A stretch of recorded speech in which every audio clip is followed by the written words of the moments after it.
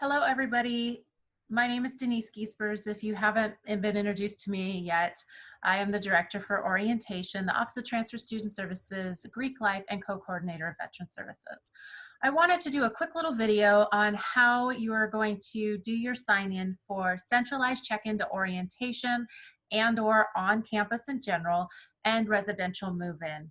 First, I want to tell you all thank you so much for your patience. We had some major technical difficulties. It's taking a few days of very long hours to figure out how to fix it and work with a completely different system that we are really good at figuring out. They have a bug on the company side. So never a dull moment in the wake of a pandemic on what is going on and working through all of the different logistical pieces. But I truly want to say thank you so much for your patience, for your understanding, and for working with us through some of these unforeseen circumstances. So I'm going to actually reduce myself. You don't need to see me as I talk through the tutorial on this. Okay, so in the email that you're receiving, you will receive a link to this page on our marketplace. All students will be required to do a centralized check-in on the day they come to campus. For new students, it will be whatever date has been set forth prior to this communication, and that will also be in the email that you've received. For returning students, it will be whatever day you need to come to campus, and that's for commuters, residential students, and our remote learners, whether you're a new or returning student. We have a specific day for you, or I'm sorry, 2 days for you as well. But this is the system you're going to sign up for your time frame to do your orientation check-in and or your residential move-in. And for those of you that are a residential student, that time frame is also your orientation check-in. It will just be 30 minutes prior to your residential check-in. You will get those specific logistics as to arriving 30 minutes early, where to do that, how to go about doing that, and what the next steps are after that centralized check-in closer to the day of your arrival. So for those of you that were able to submit and sign up on our former system that was not quite working well, there are about 328 of you. We did honor those timeframes, and we have already inputted you into the system. You should have received a confirmation email. I will show you what that looks like. If you did not receive that, please contact us at orientation@pacificu.edu. The other thing is please check your spam and folders to make sure that it didn't by chance happen to go in there. Just we know that a few students have had that happen. But those confirmation emails came out on the 27th and 28th. But if there's still a question, please let us know. For those of you that were not able to sign up, what we need you to do next is look at this email that we sent that has the link. It'll take you to this marketplace. And what I'm going to do now is just walk you through what a check-in will look like. So I'm going to pick here the one that is for the 23rd through the 30th for our Orient check-in for all students, residential students and commuter students, both new and returning. What we do ask is that you choose one of those dates that, well, one, best it works for you, but also that was predetermined prior to this system being added. Yes, we know that there are other options available. We will honor those options if you're not able to do those other specific dates. But please note that we're trying to adhere as much as possible. Just our technology doesn't quite allow us to break it out the way we initially had anticipated. Also, if there's a special circumstance that one of these categories does not fill, please contact us and we will work with you directly for that specific link. For those students from the islands that are coming in on that late night arrival, please do not sign up on these. We will be sending you a direct link so that you are accounted for in our overall time frame for that late arrival because of your airline flight. Thank you. All right, so let's go on here. So you will click here. We're going to do this date.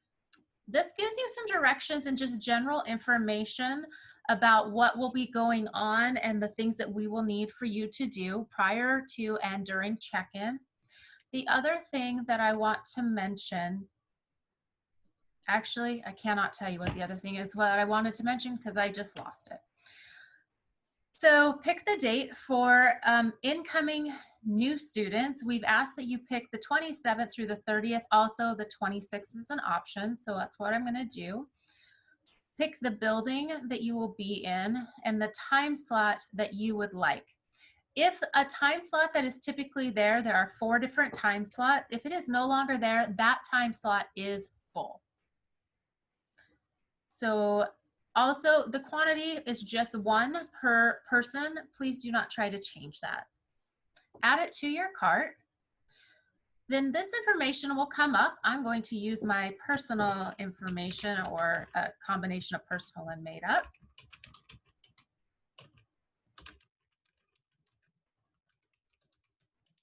You're going to be able to see how well I get to type late at night.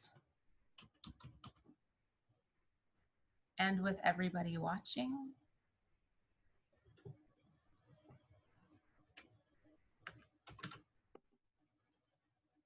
And I will be a new transfer residential, or new freshman residential. There we go. We're asking for some of the arrival to campus information just as it helps us prepare.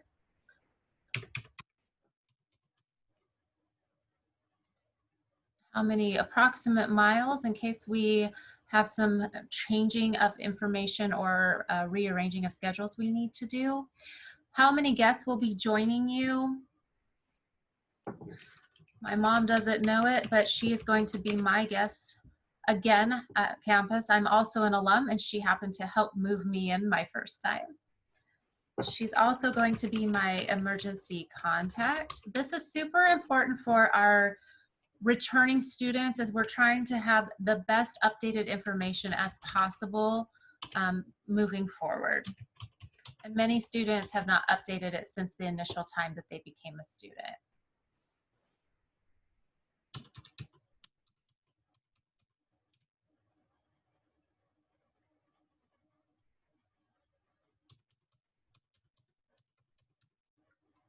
All right, at this point, you're going to hit continue.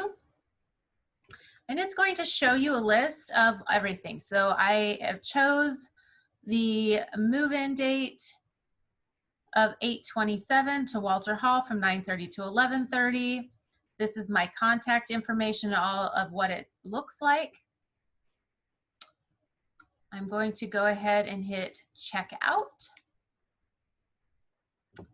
You don't need to create a login. You're more than welcome to do that if you'd like. But if you go here to contact information, yes, it does require that you submit it again. Check out as guest.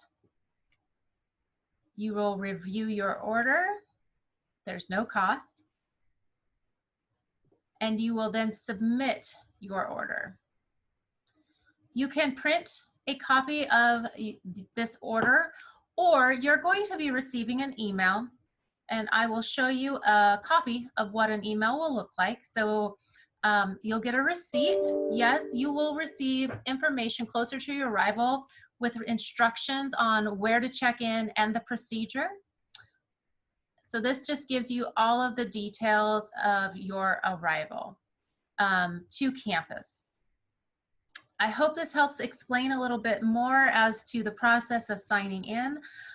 This is a little easier to do if you are on a website, on an actual computer. It's a little more difficult on a tablet or a phone.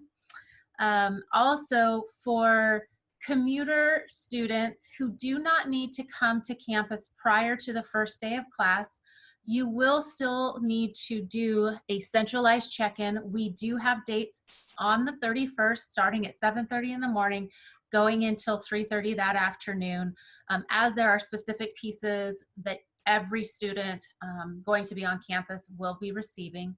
And again, for those remote learner only students, please fill out your time frame for the 20th or 21st for your online orientation pieces. Thank you so much, and we look forward to assisting you upon your arrival. Again, if there are any questions, please contact us at orientation@pacificu.edu. Have a great day. Thank you.